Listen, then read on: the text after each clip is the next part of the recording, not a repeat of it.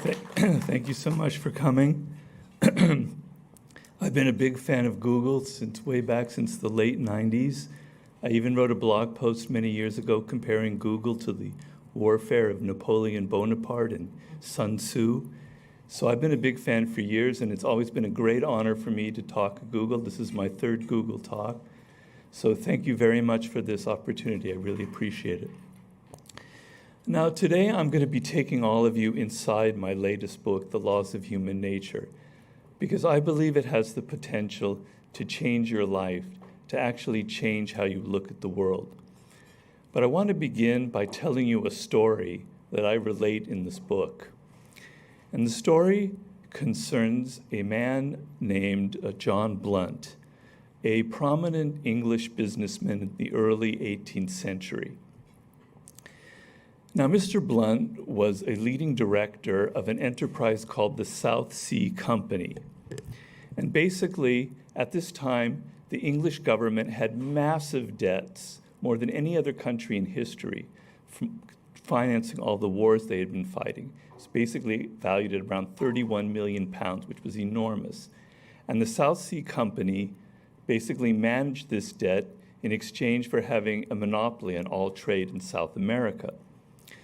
But John Blunt, he came from the lower classes, and he was an extremely ambitious man. His motto in life was think big. And so in 1719, he came up with an idea for a business idea that was worthy of this motto and that would earn him everlasting fame. The idea was that the South Sea Company would completely take over this $31 million. They would pay the government some money for that right. And what they would do is they would take this money and they would privatize it, and they would turn it into a commodity. And they would share shares of this debt to the public. 100 pounds equaling one share in the South Sea Company. And the idea was that if they turned a nice profit, they would be able to pay down the English enormous debts. They would be able to make a nice profit for themselves, and they would take some of that money and pay very nice dividends to people who invested in it. So it seemed like a win-win. How could this lose? And so they initiated this in about May of 1719, and it took off. People didn't really understand it, but they thought it was an amazing idea. It was their patriotic duty to invest in this. And quickly the share prices rose. Within a month to 200 pounds a share. Within 2 months to 300 pounds a share. The King of England, King George I, plopped down 100,000 pounds of his own money into the scheme. People were going crazy. Servants and maids were taking their life savings and investing it and cashing out and making a fortune. One day, this woman, who was an aristocrat, very wealthy, was in the theater, and she looked up and she saw her former maid occupying a seat, a balcony, a box in the theater that was much more lavish and expensive than her own. It was like things were going upside down. People were going crazy. But about 6 months into the scheme, or 7 months into the scheme, Mr. Blunt started getting an uneasy feeling. Basically, what he was running was a glorified Ponzi scheme. The money that people were investing in the South Sea Company, he was actually sending back to them in the form of dividends to entice more and more investors. But if at some point people panicked and stopped buying shares, the whole thing would collapse. So he had to keep trying stoking interest in it and giving people even better and better terms of investing in it. But finally, the panic that he worried about occurred in September of 1720, and the whole thing collapsed in the most spectacular fashion. Thousands of English people lost their life savings. Hundreds of people committed suicide, including Mr. Blunt's nephew. It's estimated that it took the English government over a century to recover from this debacle. And this was the everlasting fame that, ironically, John Blunt earned as the initiator of the infamous South Sea bubble. Now, many famous Englishmen had invested in this, including writers, architects, politicians, etc., but none more famous than the great Sir Isaac Newton, the greatest scientist of his age and one of the most brilliant men that ever lived.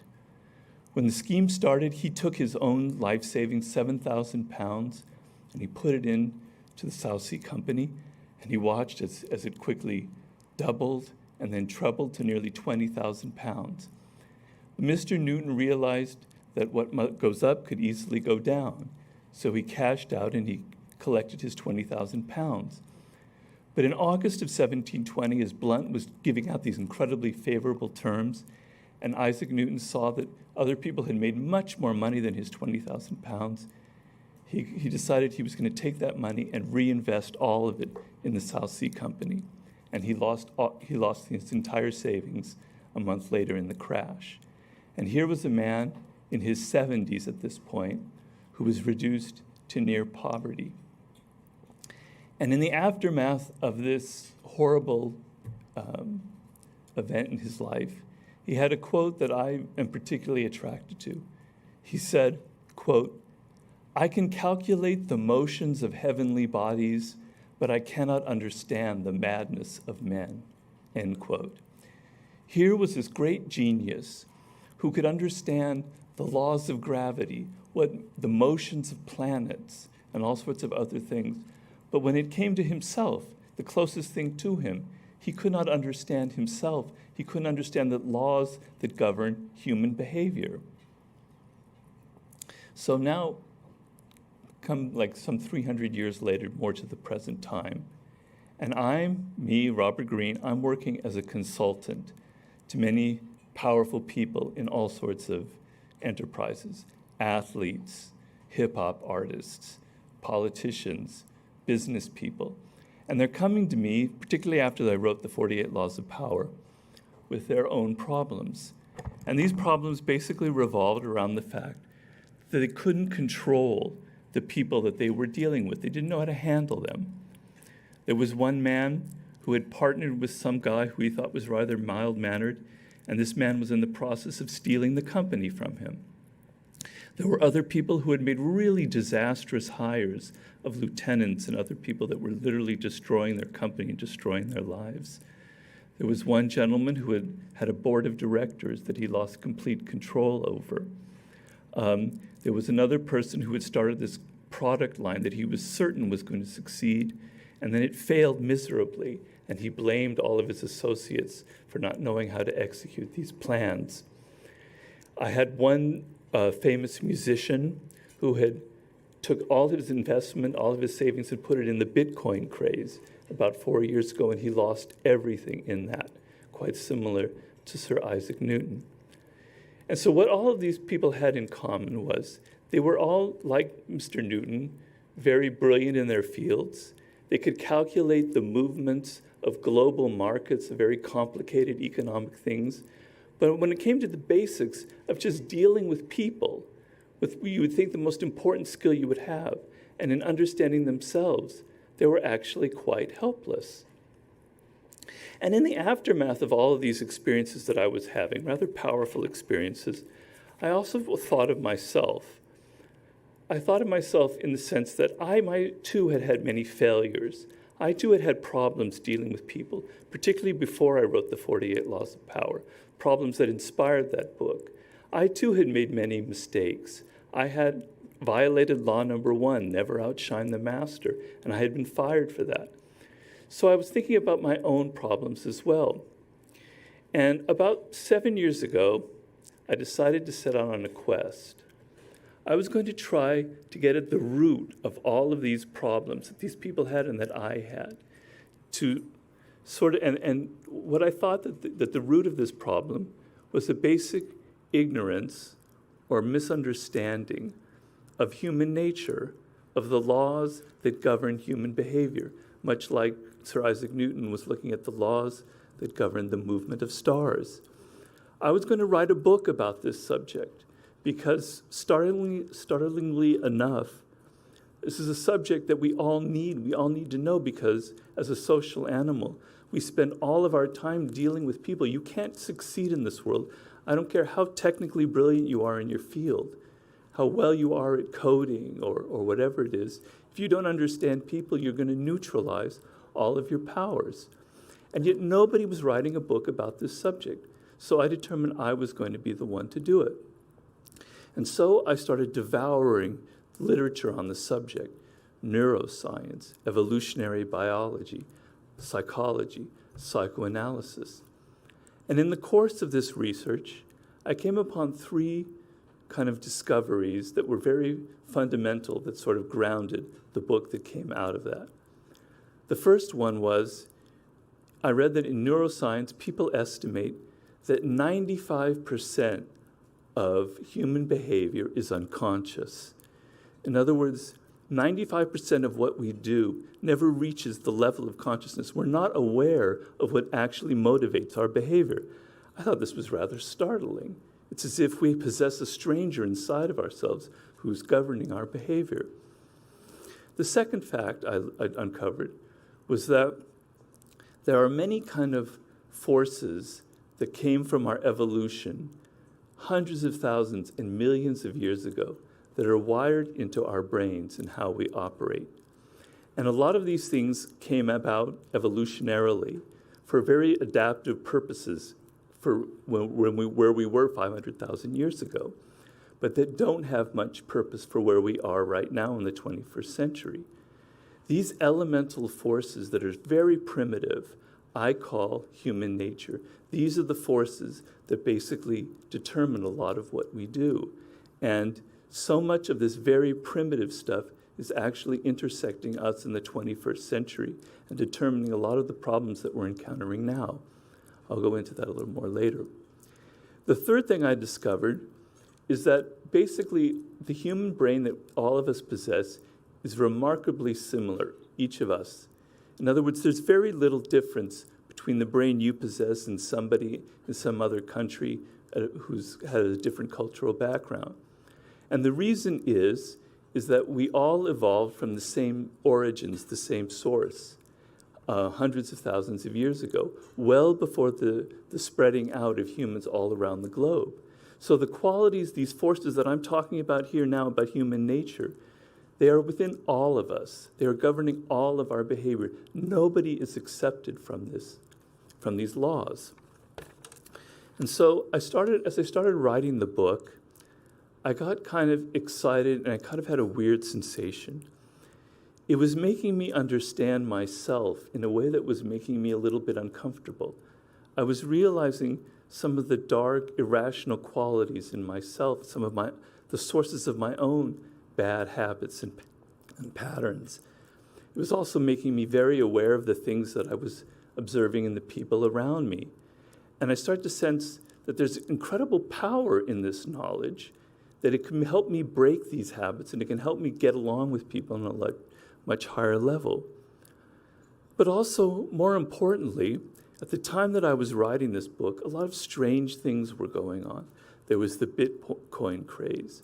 There was the whole transformation of social media into this giant feeding ground for trolls, etc., and all the stuff that we've seen happening in social media. A new president was elected, and that was a very strange experience, and all the things that were going on around that, and the kind of tribalism in our politics and the heated nature of it.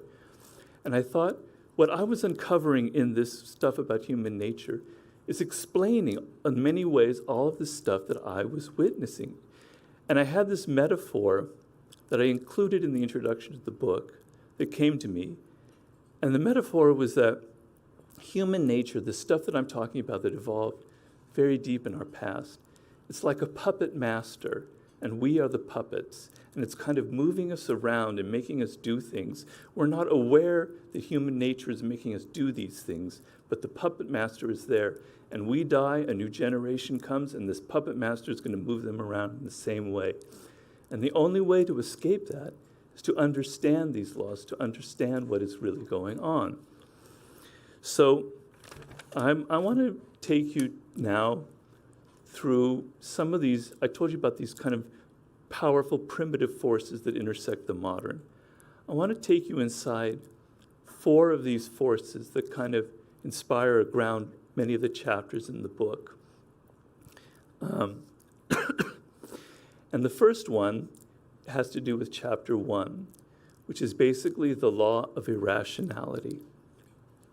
And the point of this chapter is that we like to think of ourselves as these rational, thinking, very strategic creatures, when in point of fact, we humans are deeply irrational. And what I mean by that is that we are governed by our emotions more than anything else, which explains the kind of madness that overcame even the great genius, Isaac Newton. And I referred to neuroscience once again to explain this kind of madness that exists inside all of us. And basically, what neuroscience shows is that the human brain evolved, it's kind of like a ladder. The brain has different layers, literally going from the bottom to the top. The bottom part of the brain is the oldest part. It is where the autonomic functions that govern our hormones, etc. You move up, and then there's the limbic system that governs our emotions. And then at the very top is the frontal neocortex that developed very recently. It's where our language and our reasoning powers came from. And what this means is that these two parts of the brain, emotions and reasoning, are not in the same area. They're separated by other layers, and they don't communicate with each other. Now, this is a very powerful idea that I think we all need to understand. So emotions are a very, very ancient system. Reptiles have a fear response. So this is something that goes back millions and millions, hundreds of millions of years. And basically, emotions originate as a kind of hormonal nerve signal that is sent to the brain. And these signals are much stronger than any of the signals that the frontal cortex sends. And what that means is emotions consume so much more of our attention than any kind of thought. They grab our attention more because they're involving these very powerful physical forces.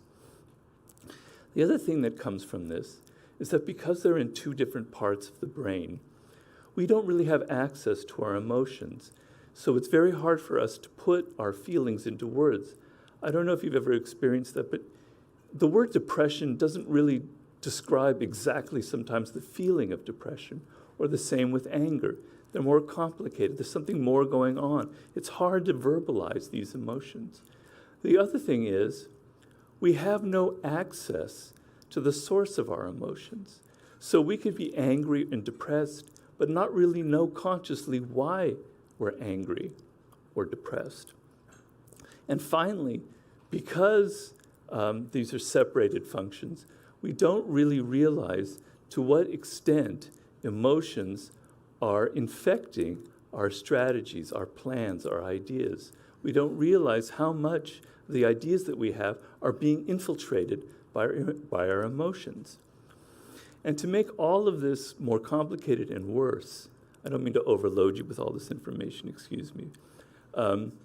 Our brains operate by simplifying information. The human brain takes in so much stimuli in the course of a day that if we had to sit there and look at all of that, we would go crazy. So the brain operates by simplifying the material that we receive and tells us a story.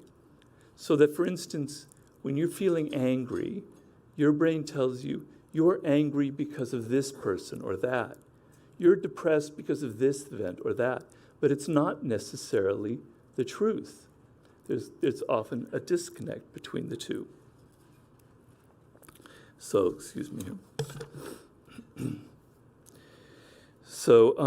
So for instance, when Sir Isaac Newton is having this issue with the South Sea bubble, and the South Sea Company decides to pour all 20,000 pounds back into an investment, his brain is telling him, Isaac, this is a great idea. Look at how much money you're going to make. The king invested in it.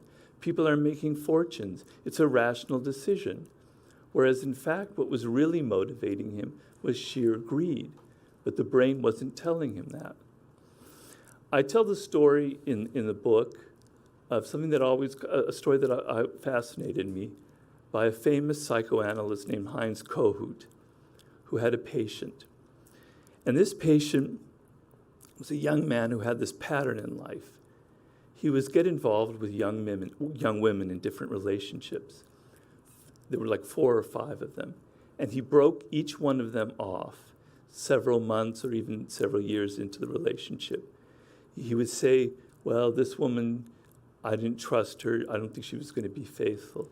This other woman, she wasn't smart enough. She wasn't up to my level. This other woman, I think she was just out for my money. On and on. He would break the relationship off first. And in discussing with this patient, Kohut discovered that this young man had a mother who was very kind of narcissistic. She never quite paid very much attention to him. And so this was a very painful experience for him that he didn't really remember. But basically, he experienced her narcissism as a form of abandonment, as if she had left him. And so his pattern in life was to always be the one abandoning other people, abandoning women, before they could abandon him, because he could not relive that experience again. But his brain wasn't telling him that. His brain was telling him this woman was not good, she wasn't smart, she wasn't worthy, etc. He had no access to the actual source of the patterns of behavior in his life. And I ask you to think of the possibility this could be happening to you. There could be things in your life, things that are getting you angry or frustrated or depressed. And there could be something very much rooted in the first 3 or 4 years of your life that you have no idea about, but is actually motivating your behavior in the present. In economics, writers like Daniel Kahneman, I don't know if you're familiar with him, they talk about the affective heuristic, affective meaning emotional. And what that means is what determines people's decisions in economics to buy something or invest in something is not rational, but is actually based on emotions. This is a recent discovery in economics. And most of us are not aware of it. We think when we buy a product, we've done our research, we know what we're doing, we bought it for this, that, or the other reason. And because we're not aware of how emotions are governing our purchases, our economic behavior, this gives marketing people incredible room to manipulate us. So they've done all the research on human nature, and they know that putting a little ping sound in your smartphone at a certain frequency has a very hypnotic effect. And so you're drawn to constantly check your smartphones. You think it's because of your own desire, but it's actually you're in some ways being hypnotized. They know that the color red will grab your attention in a way that no other color will. So they put things they know how to manipulate your attention by using colors. There's the exposure factor that they discuss. So they know through lots of research that if someone is exposed to something first, they're much more likely to buy it. The same thing goes with presidents that we elect or candidates. If we're exposed to them, if we know them, just by the name, just by the recognition, we're prone to vote for them. Back in the day when people still used to buy things in shops and stores, these people knew that if a shop assistant lightly touched you on the arm in a very non-threatening way, the chances of you buying the product went up like 50, 60%. And so they would teach their employees to do this, on and on and on. So the lesson here is that we're not aware of all of these things that are going on, of how much our emotions are actually governing and determining so much of our behavior. And the solution that I give in my book, the solution for us humans to actually become rational, like we imagine ourselves to be, is to become aware of this phenomenon. First, to not think that you're rational, to see the process. So it's not easy, but when you're feeling anger or you're feeling depressed, don't just act on it and mope or lash out, but why? Ask yourself why. What is going on here? Could there be something else going on that I'm not really thinking of? Is there something deeper going on? And you may not get to the answer, you may not uncover that thing that in your early childhood, but just in asking that question, you're going to create a little bit of space between the signal you're getting from your brain and your reaction. And that space, that time, that 10 minutes, that 1 hour that you don't react is actually what's going to make you a more rational person in the long run. You'll be able to question, well, why am I really interested in buying this product? Is it because I'm being manipulated, or is it something that I really need? I talk a lot in my consulting with people who have to make important decisions. I can bet you that 95% of your decision, the strategy you're coming up with, is infected with emotions. I call it the rosy scenario. You're always imagining the best case that will emerge from this, but you're not seeing all the potential pitfalls. So you want to subtract all of these emotional elements before you make your decision. Going through this process is what will, in the end, finally make you rational. Talking about how emotions govern us, that's obviously something that emerged in our deep past that's not really adapted to where we're living now. But there is a power that we evolved from in our deep past that's actually extremely well adapted to where we are now and will be very valuable for us. And that quality is empathy, which is a major theme in my new book. And empathy is basically the ability, the incredible human ability, to get inside the perspective and the points of view of other people, to literally see inside how other people are seeing the world. And this is a quality, a power that our ancient ancestors, well before the invention of language, invented as a way to increase their ability to understand them and to the people in the group or the tribe and to work more closely together. And I say in my book, Mastery, and in this new book, that I imagine these early ancestors were nearly telepathic in their ability to sense what other people were feeling and thinking. I call this visceral empathy. But we humans have another quality that kind of counters this and renders this power that we all possess, kind of neutralizes that. And this quality is our self-absorption, our latent narcissism. And this quality isn't something that's necessarily wired into our brains, but comes about because of how we're raised, how we're socialized. I'm trying to make the point that we are all somewhat narcissistic, that we're all on that spectrum. The origins of narcissism, quite simply, are that we humans spend an inordinate amount of time being raised by our parents, much longer than any other animal. So we form a much deeper attachment to our mother and to our father. But a point is inevitably reached in this process where that attention slackens and the parent distances themselves from us. And it's very emotionally disturbing. We feel like we're not getting any more love or attention from our parents. And the solution that most people create in this is to create a self-image that they can retreat to, that they can love and esteem.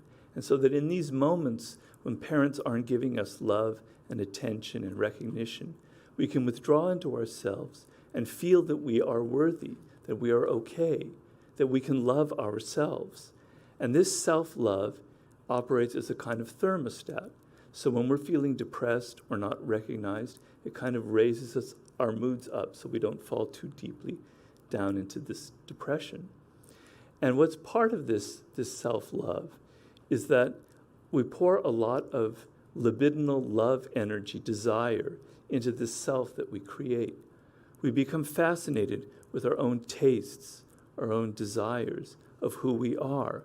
And then we go searching for other people who are similar to us. And people have noticed in studies that we tend to fall in love with people who either look like us or have very similar ideas or values to us, so that we're attracted and drawn to people who reflect who we are, which is another aspect of our narcissism. And we see that on social media, where people glom onto those who are creating kind of like a narcissistic tribe. Now, obviously, there are people who fall deeper into this, types that I call deep or toxic narcissists. And what happens with them is they never develop that inner thermostat. Because something was broken in their relationship with their parents, they were never able to develop enough self-love. And so the only way they can get that feeling, that sense of self-worth and recognition when they start getting lower, when things aren't going well, is to act out and get attention from other people instead of from themselves. So they become dramatic, and they kind of know how to get attention when they're children, etc. And so that's their only way of solving this kind of emptiness inside of themselves. And such people, such deep narcissists, can actually go pretty far in life because as children, they developed a lot of flair and charisma. And if they're talented, they can become leaders, they can become CEOs of businesses because of this kind of charisma that they have. But then they hit a wall because they always need more and more and more attention. They're not really paying, they really don't know and understand the people they're dealing with because they're using them as objects for their own benefit. And they can't learn from their mistakes because for a deep narcissist to admit that they had made a mistake is too painful. So even though they can become the CEO of an enormous tech company, and I'm not going to name names here, they're inevitably going to hit a wall because of this. So the point I'm trying to make is that we are all on that spectrum. We all have that potential. And in moments when we feel depressed or circumstances aren't going our way, we notice that we can become more and more self-absorbed and that we have this potential to fall even deeper into ourselves. So I want us to get over this notion that the narcissist is always the other person and not me. We are all on the spectrum. The solution here is simple. First, we have to admit this, that we are narcissists. The person that says, oh my God, I'm not a narcissist. No, not me. That's exactly a sign of narcissism right there. They are the exception. No, not me. Look at me, I'm not a narcissist. The second thing you have to realize is that you're basically a functional narcissist. And that energy that goes into yourself can literally be turned outward and can be transformed into empathy, which is one of the chapters in my book. And what I mean by that is we turned all of that libidinal desire into ourselves. We became fascinated with ourselves, our thoughts, our ideas. We need to turn that outward into people that we're looking at. So when you're in a conversation with a friend or whatever, chances are you're not really listening to them. You're not paying attention. You're on your phone or you're somewhere else because you're more interested in your own ideas and your own problems. That's where your energy and fascination goes. But you must realize that the people you're dealing with are weirder and more interesting than you could ever imagine. I like to tell people, think of the people you deal with as if they were characters in a movie. I had a job once where I was really depressed, people I thought were really awful, and I imagined that they were actually figures in Greek mythology, and I had to figure out which one each one of them was. And it helped me a lot, because now I had to think about their lives and their childhoods and what made them the way they were. So the people you're dealing with are much more interesting than you imagined. And so if you can turn that energy around and you can start placing yourself in their shoes, it will go a long way to taking that self-absorption and turning it outward. We're all working in much more diverse workplaces. 50 years ago, when my father had his job, it was all basically white men in his office. We don't have that anymore. People come from all different men and women, all different cultural backgrounds. And in this diverse workplace, it's actually fascinating to try and get into the backgrounds and the mindsets of this diverse world and get outside yourself and get inside what other people are experiencing and try to figure out their culture that they came from. It's like therapy. So this is an incredible power empathy that lies latent in all of you, but that must be cultivated and developed. And I give you many lessons in the book on how to do that. Now, another law of human nature is that we humans have what I call a self-opinion, an opinion about ourselves. And people who've done studies have shown that that opinion is generally more elevated than the reality. So we tend to think of ourselves as intelligent, at least in our field we're intelligent. We like to think of ourselves as autonomous. We just make our own decisions, like people don't tell us what to do. I'm an independent person. And we tell ourselves that we're basically good, moral people, that we're nice and polite, that we're team players, that we get along with other people. But an equal law of human nature is that this sunny, kind of positive portrait is actually covering up and masking a dark side, what psychologist Carl Jung called the shadow, and that every human being has a dark side, has a shadow. And this shadow is not something that's wired into our brains. It comes about how we are raised as children. Basically, as children, we come into this world as a kind of complete natural being. We have all kinds of emotions and feelings. We are mischievous. We can love our parents one moment and then hate them the next. We can be that sweet little angel one moment, and the next moment we're burning with desires for revenge, and we steal something from our brother or sister. We were a complete being. We had a full range of emotions. But slowly over time, we have to sort of soften all of that. Our parents are all stressed out, and they're trying to get us to not act out so much. They want us to be more angelic, and teachers have this pressure as well.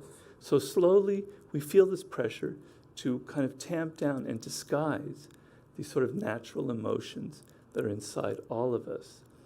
And this energy that was could be positive and negative, could be loving and mischievous or vengeful at the same time. All of that, the dark stuff, goes into what is called the shadow. It doesn't disappear. It stays with us as adults. And this shadow that you carry with you, you're feeling tremendous amount of pressure to keep it, conceal it, because you want to present to everybody here at Google an image of yourself as this sweet, angelic child, this person that's wonderful. And it's pressure. How do I keep this dark side from coming out? Well, it comes out in certain moments, particularly when we're feeling stress, when we're feeling moments when we're not getting enough attention and recognition from other people. And it leaks out in some bitchy comment that we give or some abrasive comment that hurts people's feelings. Or it comes out in some act that surprises us or surprises the people around us. And we often see that with celebrities, people in the news who get caught out doing some kind of weird sexual escapade or something like that. I don't know who that person was. That isn't me. Something came over me, right? The guy who invested all his money in Bitcoins, he would tell me, I don't know who that was. That wasn't me that plopped all that money down. Something came over me. And we generally accept these explanations because it makes sense, because it only maybe happens once or twice. But I'm telling you in my book that this kind of behavior is not an exception. It's actually more of their real self, the real self that people have, that is leaking out, the shadow side. The shadow likes to disguise itself from you. And one of the great shadow of disguises that I talk about in the book is over-idealization. And this is what we see with the social justice warrior. Now, if you're a social justice warrior, you believe so deeply, you've identified so deeply with your cause, that it justifies any kind of manipulative, nasty, intolerant, bigoted behavior, because it's all for the great cause that I'm promoting, right? You can censor people, you can tell people to shut up, you can do whatever you want, because it's all for your great cause. And you think it's because it's for the cause, but actually a lot of it's coming because the shadow is trying to find some way to get itself out, and it uses you in this fashion.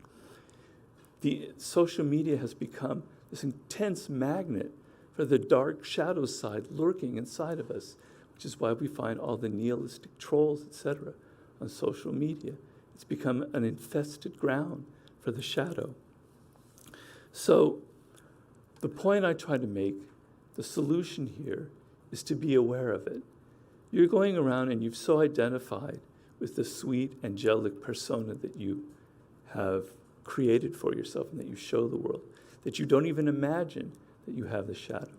And it operates by the fact that you're unaware of it. The fact that Isaac Newton wasn't aware that he had a greedy little person inside of him that was dying to get out made it so that he could lose all of his money in this investment. So you want to see the shadow inside yourself. Recognize that child within you that was tamped down. See the patterns of behavior in which it leaks out. And then in my book, I describe many ways for how you can incorporate your shadow in a productive way. You can take your ambition and aggressive energy and channel it into some great cause. You can be a social warrior. A social justice warrior, there's nothing wrong with it. But you don't have to be nasty and intolerant and bigoted. You could be about getting results, about actually promoting your cause instead of hurting and putting down other people, on and on. But the key is you have to first see the shadow within you. Wow, I'm going a lot slower than I thought. Maybe I'll skip over some of the things I have here. So in my talks and in my experience, there's always been a phenomenon that has struck me.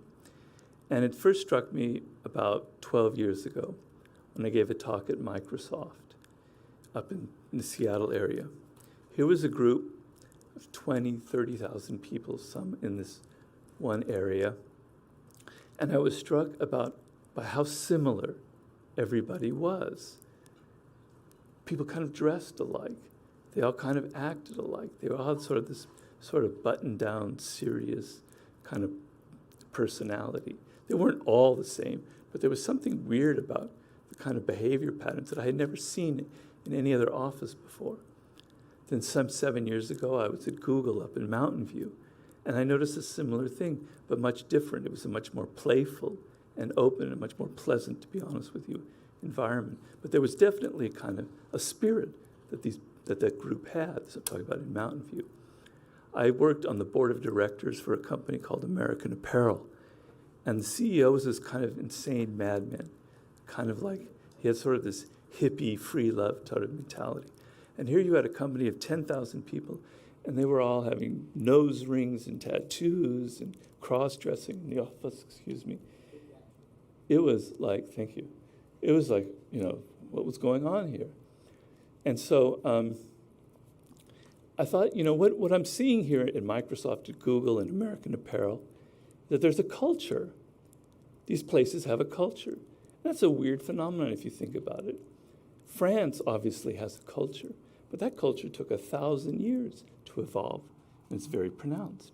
But in the course of 10, 20 years, Microsoft, Google, American Apparel, they've evolved their own culture, their own way of being, where people are kind of similar. What is this phenomenon? And basically, I explain it in my book as one of those very ancient processes that's kind of determining who we are. See, our ancestors, in order to succeed and thrive as a social animal, they developed complex emotions like joy, like surprise, like anxiety. And these emotions would show up on the face. This was before the invention of language. So you could look at the person next to you and see that they were feeling anxious, and then you could feel it as well. And then together you could respond quickly without ever having to say a word, that maybe there was some predator in the area. So these emotional responses that people had were very much communicated without words, viscerally, infected. We became infected. We were susceptible to the emotions of people around us. And we humans have inherited that incredible power. The other thing that happened is that we developed what's known as mirror neurons, which I talked a lot about in Mastery. I don't know if you're familiar with mirror neurons, and basically that means is if you're watching somebody playing tennis, the person playing tennis, as they're hitting the ball, certain neurons are firing in their brain to make them hit it. As you're watching them, the same neurons are firing in your brain that are firing in theirs, so that this is what gives us the power to imitate and to learn. So you'll notice sometimes you'll be watching a basketball game, and you'll almost like be shooting a free throw along with the player because you're trying to will that ball into the net. Those are your mirror neurons that are operating. So we have this built-in power to take on the emotions and feelings and moods of the people around us.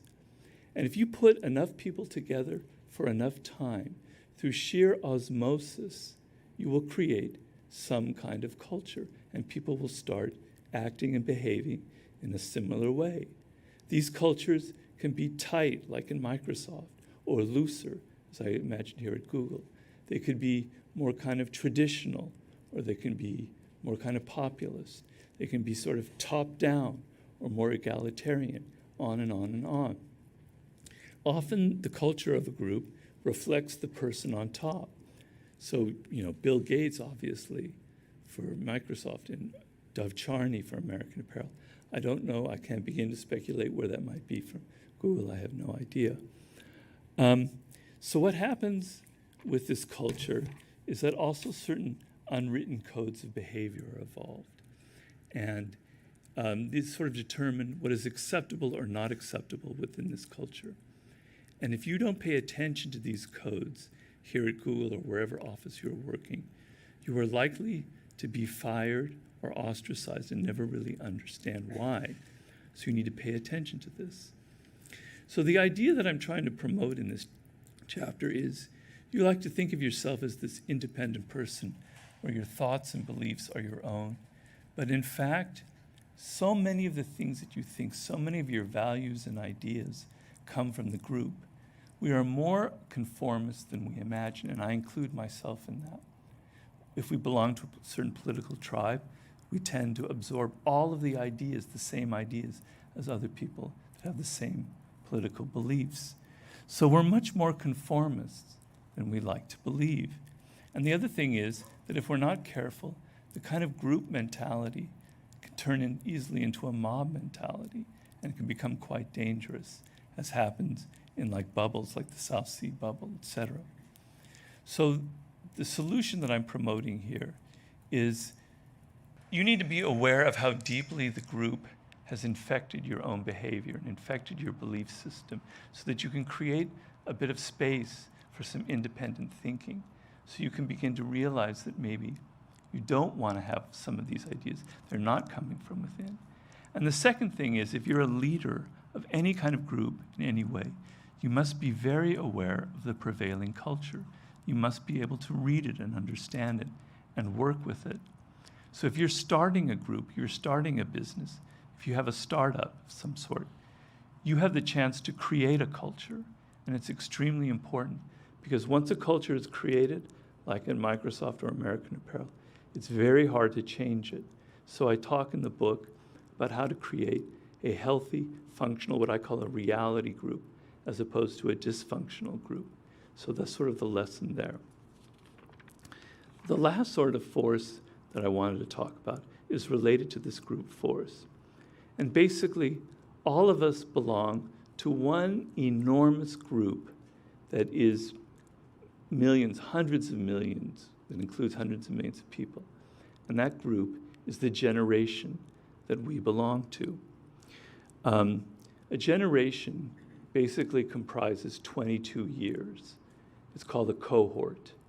So you belong to a particular generation, as I do. And obviously in that 22-year span, the people born near the beginning of that generation, the people born near the end, there's going to be some differences. But social scientists have discovered remarkable similarities between people within a generation, even those that are separated by those years. They'll have similar tastes, similar sense of humor, similar values, similar ideas. Where does this come from? Well, in my book, I make a very kind of intricate description of the origin of the generation and why it evolves that way. But very simply put, when you're young, you're very vulnerable to the emotions and moods and ideas of the people around you. And those of your own age, you're all watching, back in the day when people did that, you're all watching the same television shows. You're all listening to more or less the same music. You're all dealing with parents who came from their own generation, who have their own different special parenting styles, on and on. You're absorbing this kind of group osmosis, this group personality that kind of determines who you are. And this will be the same for millennials, for baby boomers, for Gen Xers. It's kind of like a secret club that you belong to. So people who are millennials, you have a kind of a tacit understanding. I could never enter this club. I could never really completely understand your mentality because it's something that you only from within the generation that you understand. And there are two things that you have to see about the generation phenomenon. First is every generation thinks that it's vastly superior to the one that came before it and vastly superior to the one that comes after. One of the most ancient forms of writing that we have is a Sumerian tablet in which it's quoted, quote, this is from 1000 BC, mind you, Today's youth is rotten, evil, godless, and lazy. It will never be what youth used to be, and it will never be able to preserve our culture, end quote. Now that sounds pretty familiar, right? So, you know, people will say of millennials, oh, you're so soft, you're so pampered, you know, what's wrong with you? But people were saying the same thing about baby boomers and saying about the same thing about Gen Xers. It's human nature. So the next time you hear somebody sort of parade this kind of superiority, which I just basically consider generational narcissism, just tell yourself, it's human nature. People are going to be saying that 1,000 years from now. The second thing you must understand is that the generational phenomenon creates what is called a zeitgeist, a spirit of the times that's critical, absolutely critical for you to understand if you want to be successful in business or whatever. The zeitgeist, basically, at any one time, there are 4 generations that are alive. The 22 years, there might be a 5th generation, but they're getting pretty old and they're dying off. So the 2 youngest generations are the ones that are kind of unsettled. They don't like the way the world is. They want to change. They want to create new values, new fashions, new styles. They're generating all of this energy for change.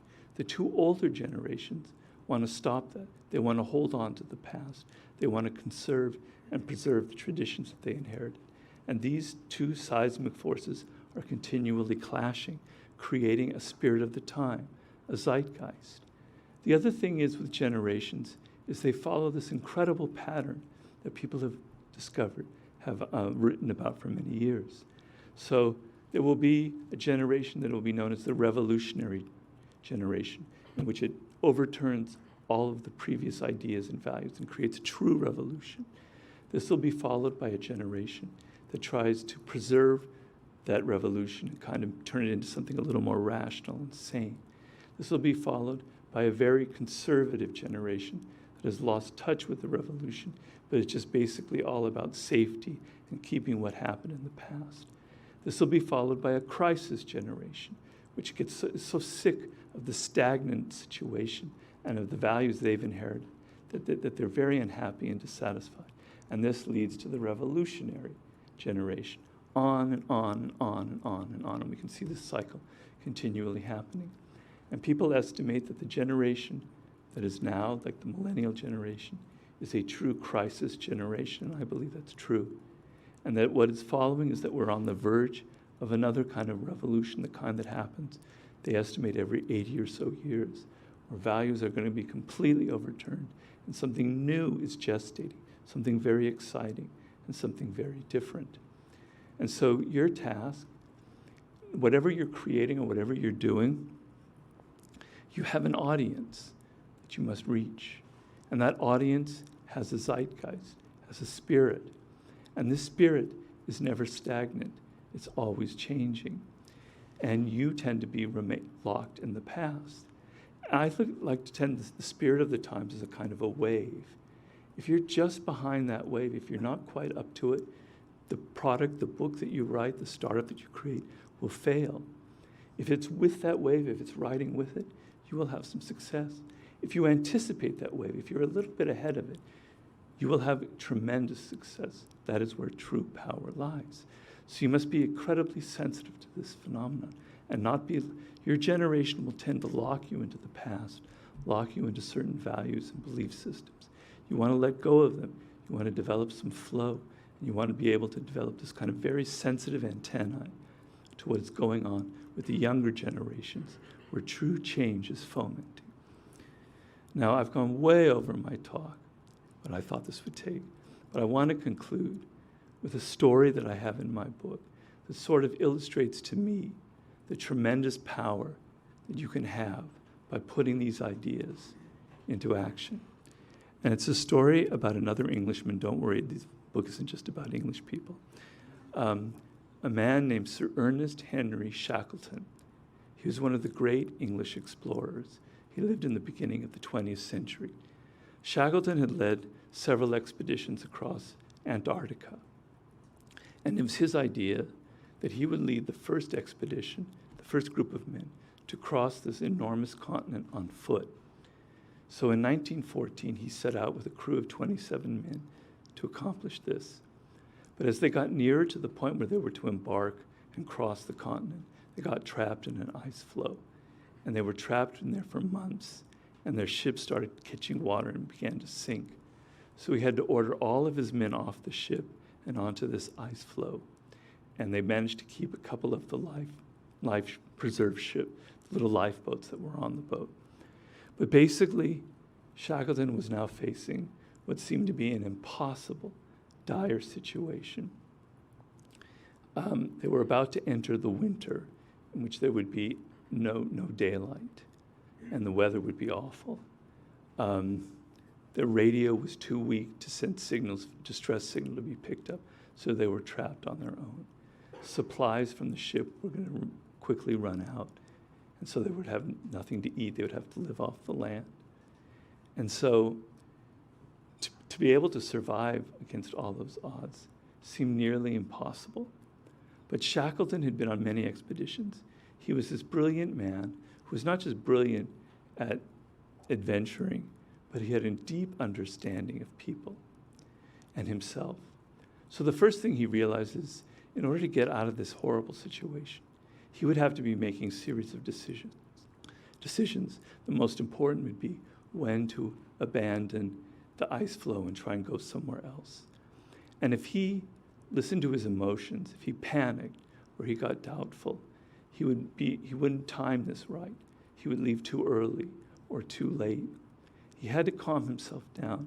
He had to make sure that his decisions weren't being influenced by the men he was leading and what they were feeling. He had to step back and assess rationally what was the best time to leave, what was the best decision for that moment. The second thing was he had to deal with a very diverse group of men that came from all different backgrounds, social, economic backgrounds. And he was an incredibly empathetic person. He made a point of getting inside the spirit of each one of his men. He talked their language. To the photographer on the ship, he talked like a photographer. He got inside his more artistic point of view. To the carpenter who was from a lower class, he suddenly talked more of his language. He got into the spirit of each of these men so that he could figure out their moods and anticipate when they might start getting kind of negative and infect the group with doubts. And he was very sensitive to each person. He understood that the group had a dark side, and that this could ruin any chances of success. That the great enemy wasn't the weather or anything, but it was from within, the human spirit. So he organized all of these things that could channel this dark energy. He organized big soccer games on the ice so they could get out their competitive spirit.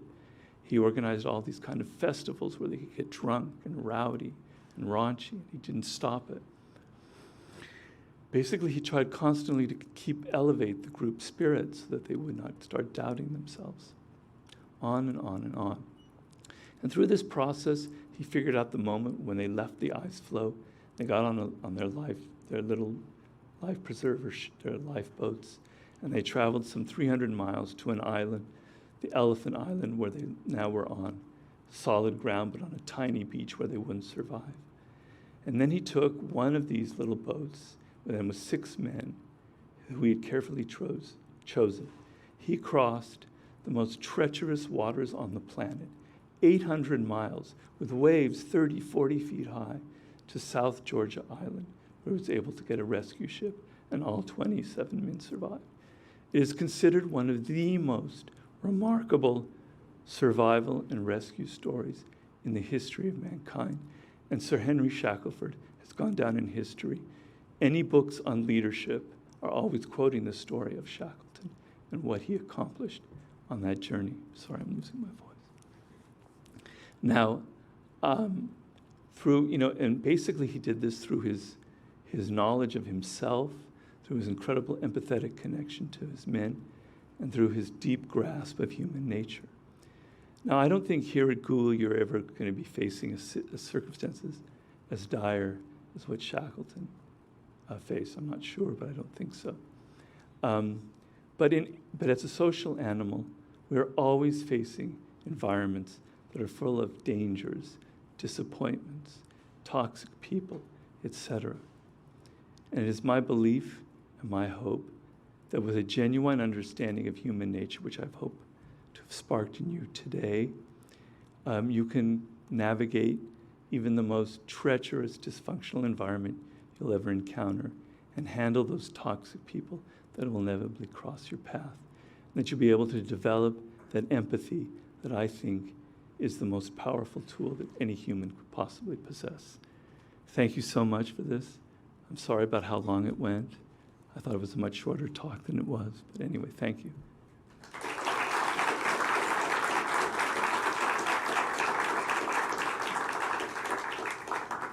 So you mentioned that like 95% of our decision or action come from subconscious. So is that on average, or is there like range for that? Well, the range would be coming through the understanding that I'm trying to develop and help you with by understanding yourself more deeply. Just by understanding the fact that so much of your behavior is unconscious, you're already going to increase the range of that 95 and lower it, because you're going to be aware of these things going on. And you're going to be able to see, for instance, if emotions are governing your action and you're not aware of it, how you buy something, or the plans and strategies you're making, or how you respond to people.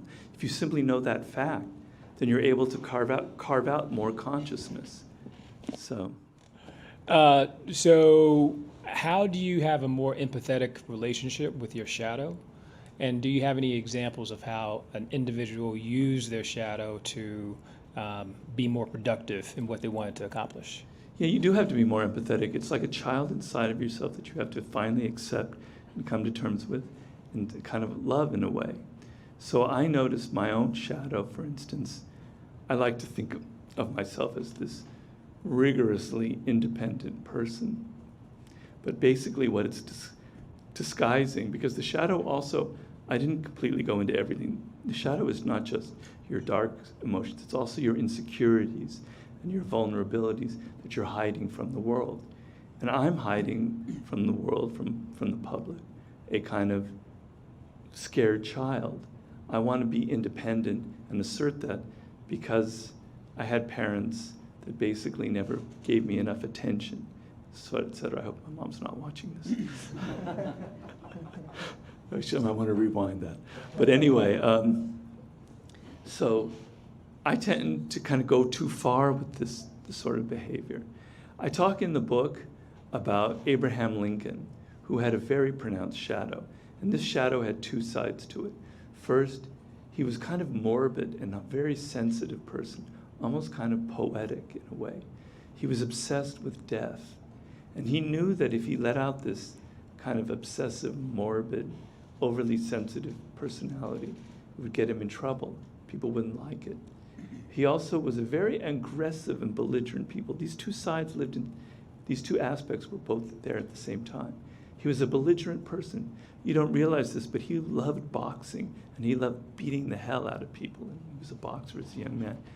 And at one point in his life, he insulted another politician with very rude language. And he told himself, I'm never going to do this again. He saw his shadow operating. And so he learned to channel these two sides of himself in a way that would be productive. He turned that kind of morbid sensitivity into empathy, to the feeling that he didn't want to lose lives during the Civil War, that he wanted to end the lives of even Confederate soldiers was valuable to him. And he channeled that aggressive energy into winning the war, into strategizing, into being the most brilliant, rational strategist that ever lived. I tell people who are artists, use your anger, use your frustration and your anger and your hurts and put them into your work, because and films and books that do that grab an audience, because we all have these emotions and these sides that we're tamping down. And that if you express your anger, it'll attract people like a magnet. And I did that. I've done them in all of my books. The 48 Laws of Power, I had a lot of anger in there. And I put it in the book, and I think it's what attracted a lot of readers to it. And I talk in Art of Seduction about Malcolm X and the tremendous anger that was welling inside of him from all the hurts that he had as a young man and the years in prison. and he tamped it down and he controlled it. He didn't explode. If you ever watched Malcolm X speak, there was this incredible incandescence that I call charisma. He was controlling that anger, but he was channeling it in these very rational, powerful speeches. So I want you to take it and channel that energy into something positive and productive. Don't be afraid you're very ambitious. Don't be afraid that you're aggressive, but put it into something that's actually productive, and you'll accomplish something as opposed to hurting people. I mean, I have more in the book about that, but that's sort of, does that answer your question? Yeah, thanks. Okay. Hello. You mentioned that the laws of human nature are based in neuroscience and that we all experience it. But how is it also related to mental disease? Do you believe that, like for sociopaths, for example, do you believe that they also are guided by these laws of human nature? Or do you believe that they are an edge case to this? That they're what? That they're an edge case. Edge case? Computer science. Oh, that they don't, they're an outlier. Okay. Well, by the logic I've determined, nobody is exempt from it. Okay? So they are more like an edge case. So I talked about narcissism. We all have narcissism, narcissistic tendencies. But there are people who fall deeply into toxic narcissism, deep narcissism. They're only a more extreme example of a tendency that we all have. So even the worst criminal is only displaying potentiality and tendencies that exists within each and every one of us. So criminals have a dark side, obviously, and they act on that dark side more readily than we do. They didn't necessarily tamp down all of that energy that they had as a child. They're acting out on it more in their 20s and 30s. They're holding up liquor stores, they're robbing, they're doing whatever they want because they never developed that kind of positive angelic image that we have.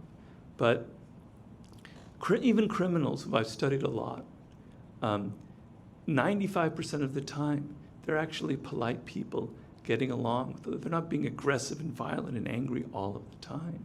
They've learned also as well, in order to get along with people, in order to survive, even among other criminals, that they have to present a certain kind of image. So the laws that I'm talking about affect each and every one of us. So the criminal mentality is simply an extension of tendencies we all have. The number one thing that defines a true criminal is the fact that they don't have the normal patience that we have to get what we want. They are not able to delay their gratification needs.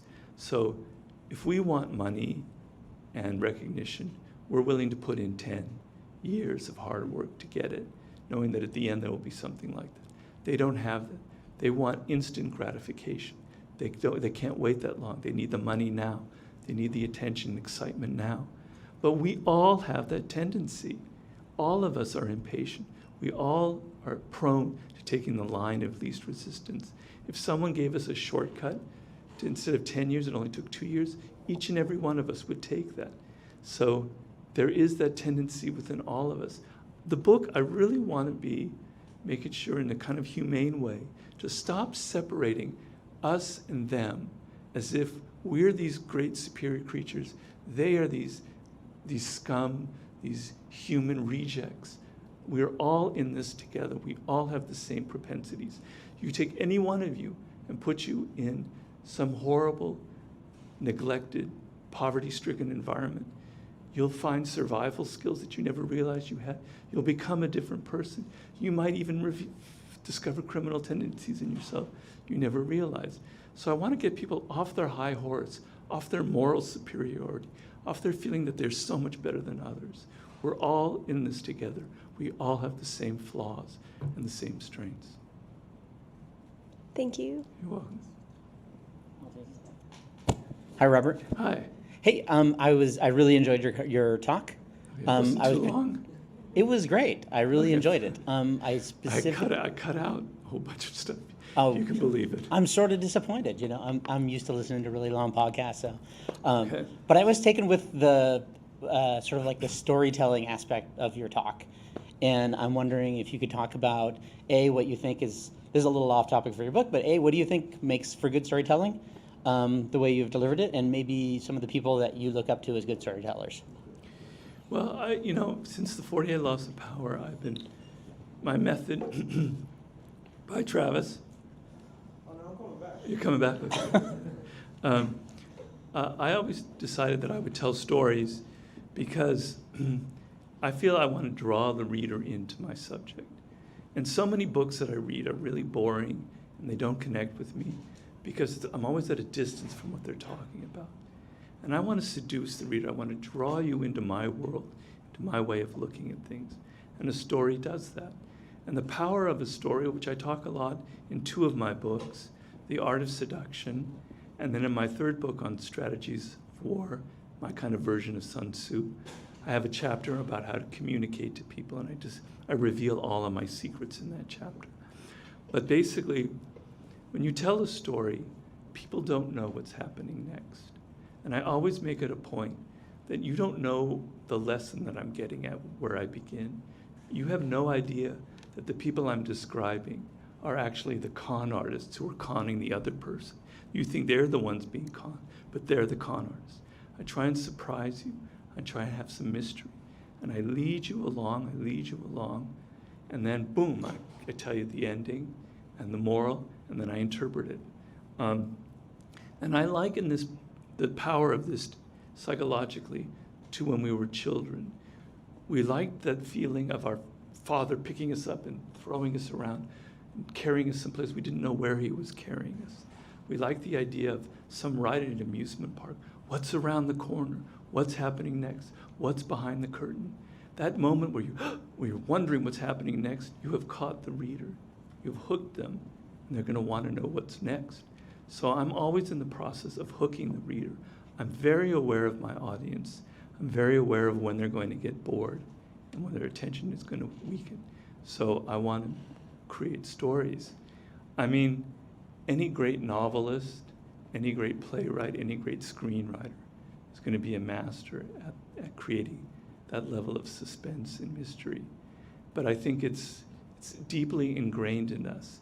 And if I could tell people, I teach people to write books, and I'm often helping them with their books, I'm telling you, you're being too obvious, too familiar. You're not surprising people. By the 3rd chapter, we've read everything that you have to say. You've left no surprises. So I always structure my books to have continual little pops, make them think, so you're never quite bored. I hope I've succeeded, but. I'm excited to read your book. Oh, thank you. Thank you. Hey, Robert. Yeah. Hey, so you talked a lot about the power of empathy. I'm curious what your thoughts are on, let's say, as a leader and having to make decisions sort of for the overall, like the best possible decision for the overall good, right? Even when sometimes it has to be kind of hard on certain groups of people, right? And then maybe like work harder to sort of get ahead in a certain environment. Like, what are your thoughts on maybe do you ever feel like too much empathy could lead to a little bit more of an irrational and emotional decision making? Definitely, it's a very good question. Yeah, there's a level there where, as a leader in particular, you have to cut that off. But the empathy that you're having is, as a leader, you're there for the greater good. The group is coming together to create something positive. What I call a reality group. A reality group is a group that is together to make something, to create a product, to create a book or a film. It's not there for emotional purposes. It's not there for people to be friends or to get out their yayas. It's to make something. So you're grounded in reality, you're practical. And if you have 10 members and one of them is some kind of raging, narcissistic asshole or whatever, you can't be empathetic to that person. You have to find a way to isolate them. So your empathy is geared towards the greater good of the group. I have a chapter on this. I have a chapter on authority. And I talk about the icon of that is Queen Elizabeth I that I discuss, who was an immensely empathetic person, but was in a terrible position as a female ruler at a time that women weren't supposed to rule. And so she created a style of authority that I think is incredibly powerful. And from her story, I kind of deduce certain laws. And so, for instance, if you need the group to work harder and they're slacking off, etc., you need to lead from the front. You need to set the example. You can't be sitting there back in your office yelling at people saying, what are you going home? Right now it's 4 o'clock. No, you got to stay longer. You can't be berating people and pushing them like a donkey up a hill. If you set the example, if you set the tone and the spirit, people will follow you. And that's the mistake. 95% of these, I keep using that number 95%, sorry. So many mistakes that people make, leader-wise, is they think that it comes from other people, that their employees are to blame. They're lazy. They don't know what they're doing. It comes from you. You're not setting the tone. You have the power to set the right tone. You're in the office working till 9, 10 o'clock, and everybody sees that. They're going to follow your lead. They're going to see that you take responsibility for mistakes. You don't blame scapegoats. They're going to say, oh, I better take responsibility for myself. You're not favoring this person over that person. You're treating everybody more or less equally. Oh, okay, I'm motivated to work harder and earn his or her trust. Through the tone that you set, that's the power that you have as a leader. It's much better than yelling at people and berating them. So I agree, empathy can go too far in that case, and you have to set limits and boundaries. But more than anything, you have to set the proper tone for the group. So I have a question about leadership. You mentioned that actually about culture, people in certain environment become very similar to each other, and we have a tendency to be like other people around us. Culture. I was wondering, yes, if you don't like something about the culture and you are not in the leadership position to set an example, how do you go about changing the culture? It's extremely difficult, particularly if you're in a large company, because the culture is stronger than any individual, right? So if you're in a dysfunctional environment, and believe me, I've consulted with companies that I would call dysfunctional, you as an individual have very limited choices. And I've talked to people like that, and I say, in this situations, you have to be a little bit selfish. You have to see the skills that you can get. You have to learn from this. You have to learn the negative examples, and you have to get out as quickly as you can, because these kind of environments will drag you down. I say people can go crazy, can literally develop a mental illness by working in a dysfunctional group. It can infect you that you'll never get over the rest of your life, as opposed to working for a reality group or a positive place can actually improve your mental health.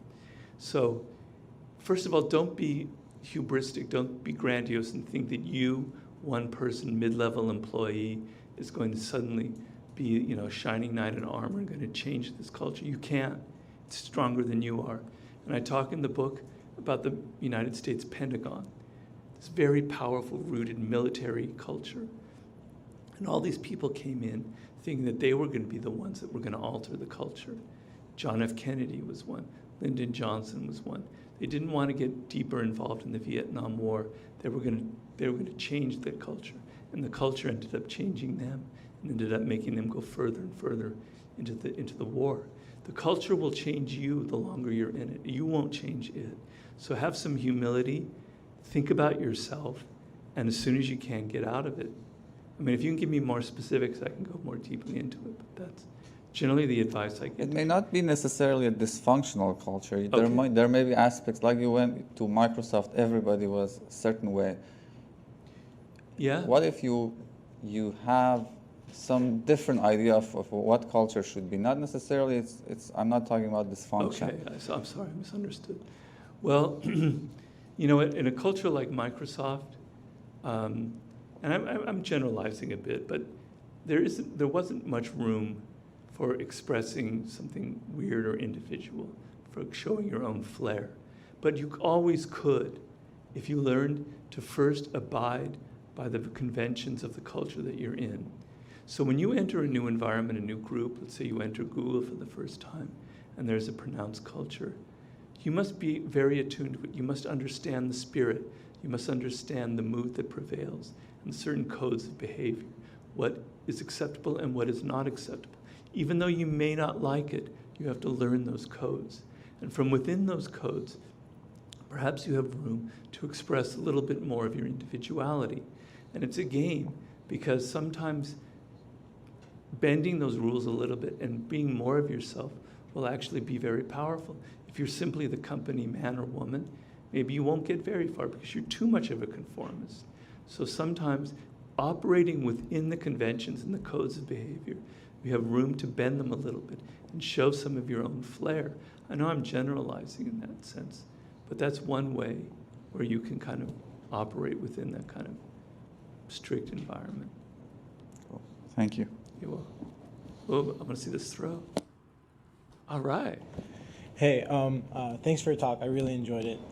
So my question was, I'm a little curious about what you were discussing about the power of empathic ability and The what? how I see it, like empathic ability. Yeah. How I see it that someone with a greater empathic ability would, in an interaction, have essentially like a greater level of power, maybe to the point of like a manipulative capacity. And how is it possible to recognize this type of power dynamic, and like what's the best way to address that? Very good question. So it's a known thing in the in psychology that a lot of psychopaths or sociopaths, whichever term you prefer, can be very attuned to other people. They have actually empathy, and that's what makes them such great manipulators. They're able to get inside the moods and ideas of people, and they know who you are, and that gives them the room to manipulate you. So it's a very good point. And I discuss this in the book, that there are different kinds of empathy. There's what I call analytic empathy, in which you are looking at the other person in a very analytic way. What's their weakness? What's their strength? Who are they? And I talk about visceral empathy. Visceral empathy comes from here, from the gut. It's a feeling. And I talk about we have this power. I can't read your thoughts, but through great knowledge of nonverbal behavior, which is part of my talk I didn't get to, I can feel what your mood is, what your emotions are, what your spirit is. And that creates a kind of visceral connection, a communication that predates words that we humans possess. And that kind of visceral empathy is more human, it's more elemental, it's more on the level of two fellow people communicating to each other. And the psychopath doesn't have that visceral empathy, which is what enables them to be so evil and nasty and manipulative. Because they can go inside your world and figure out how to mess with you, and they won't feel any compunction because they lack that quality that links to people from here, not from the heart, but from the viscera. And so, to have true empathy, you have to develop this other skill. And I say in there, having just visceral empathy is not enough either, because sometimes that gut feeling, that communication can be inaccurate. You can misread people. So you want to have that analytic ability. You want to have the ability to go, well, what was your childhood like? What was your mother like? Who are you? And analyze it. But you want it with this as well, because one without the other will make you a kind of inhuman beast. So that's the difference between the two. All right. Thank you so much, everyone, for coming. Thank you, Robert, for giving Thank this you. awesome talk.